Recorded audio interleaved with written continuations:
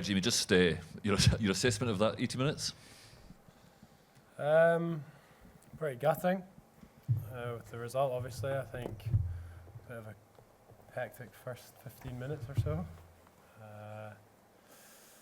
I think, not disappointment. I think, just pretty gutted with that one, to be honest. I think we created more opportunities in the game. I think we just didn't take them.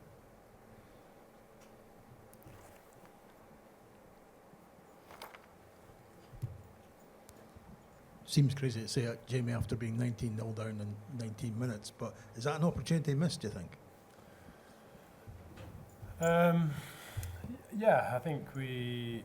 I think after the first kind of 20 minutes, we were definitely the better team. Like I say, we created more opportunities, so yeah, I'd say opportunity missed, but I'm proud of how we reacted to a tough start.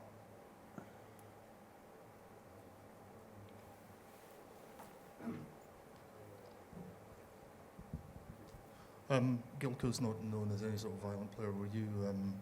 Gilco's not known as any sort of. He's got a great discipline record, I think, as memory serves. What were your thoughts on the sending off? I mean, I know you talked to the referee. Was it just one of these rugby incidents, as it were? I think it's Gilco's first red card. It's a tough one. I think if you look at it by the letter of the law and how the game is at the moment, he's made shoulder contact with the head. With, I guess, no mitigating factors. It's a tough one because does he look at it if he hasn't stayed down? Like if someone stays down for any time they get hit in the head and you end up going back to look at it after a certain amount of phases, you could probably have 5 or 6 in the game. So it's a tough one, but I'm all for looking after the players because obviously I'm part of that and I don't want a scrambled brain. So yeah, I think it's just one of those ones. And just a quick follow-up to that. You know, he looked pretty distraught as he came off. Have you had a chance to speak to him since? Yeah, look, he's obviously disappointed. There was no malicious intent in what he did, and nobody wants to get sent off in such a big test match. So yeah, like he was gutted, but yeah, he'll be okay, and the boys will be around him. Like nobody blames him for anything. So. When you're behind so early and behind the 8 ball like that, how are you able to rally the team? Because we're clearly very resilient to get within 4 points and make it a real contest. Look, we had belief that we would create opportunities. We knew that France were going to be up for the game, and they would create themselves opportunities, and they took the first couple that they had. I think. For us, like we knew that we'd be in the game. We knew that we were fitter than them. I think that showed, and yeah, it was just one of those ones where we, like I said earlier, we created more opportunities, but maybe didn't take all of them. Any more questions? Thank you. Thanks.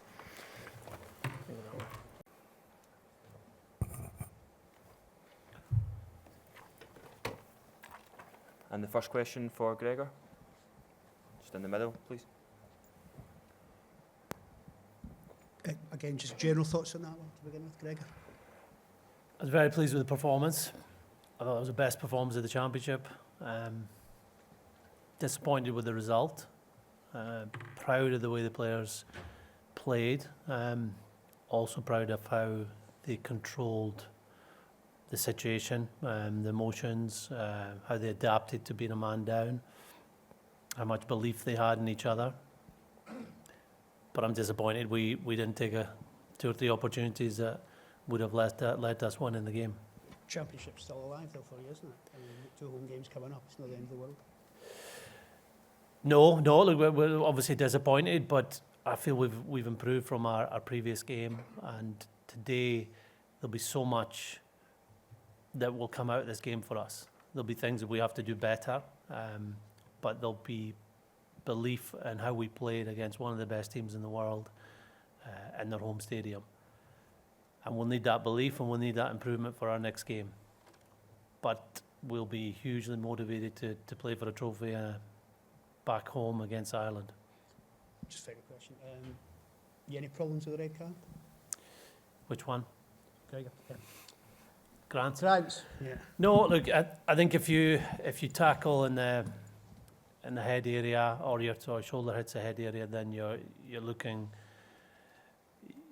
straight away as a red. And is there any mitigating circumstances? Was there a dip? Was there chest first? No, I think obviously it was not his intention. It was a second man in the tackle.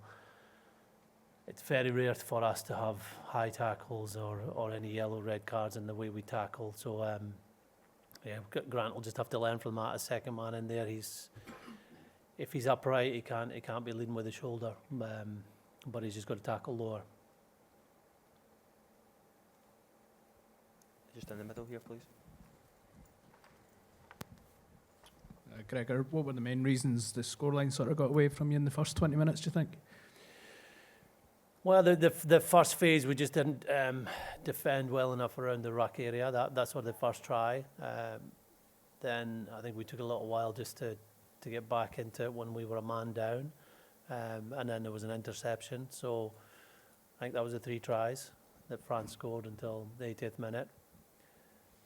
But during that period, especially when we got ourselves back into the game, we had a lot of the game.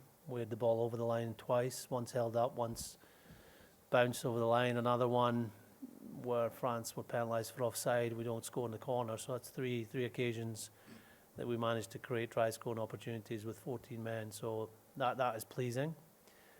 And it would have been good to go in at half-time closer on the scoreboard. But the conversations at half-time were all about, we're here to win. This is how we're going to do it. And I felt the momentum was all with us in the second half. Just a pity on a couple of occasions we didn't build on the fact we got to that 4 points behind and really seal the deal. And just a word about Hugh Jones, another couple of tries for him. How good has he been since he came back in? Outstanding. The last 2 weeks, I've felt, and the coaches have felt, he's going to have a breakthrough game because he's training so well. And today was that breakthrough game. And it was really good that we were able to get more ball into those wide areas in the second half. Because in the first half, I felt France defended really well out wide, and there was more opportunities for us to go through them. Ben White was getting through. Pierce Koeman on a couple of occasions got through. But in the second half, those spaces opened up out wide, and having Hugh there and the other threats we have there really created problems in the French defence. Gregor, in recent years, Ireland have probably caused Scotland more problems than any other team. Have you, despite the result, do you maybe feel even a little bit more confident about getting one over on them in a couple of weeks' time than you did before the game? Yeah, we'll see. Look, they're the best team in the world. We've not played them at home for a while with a crowd, so it'll be good to have that. We're going to have to play really well. A lot of the game last year we played well against them, but our discipline let us down. And if you give away penalties to Ireland, they are very efficient around what they do in the opposition 22. So discipline will have to be really good. I felt it was really good today. I felt we were winning a lot of penalties against France. I thought that we could get a yellow card as well. It was penalty after penalty, and it was our attack that was getting the penalties. And you'd just like to think that maybe one more that would have changed things a lot playing against 13 men, but ultimately it was our lack of precision on a couple of occasions that cost us scoring tries. Also, I mean, it's not all that long since the Triple Crown was the big target for players, UK-based, British Isles players. Does it still mean anything? Is it still a thing in its own right?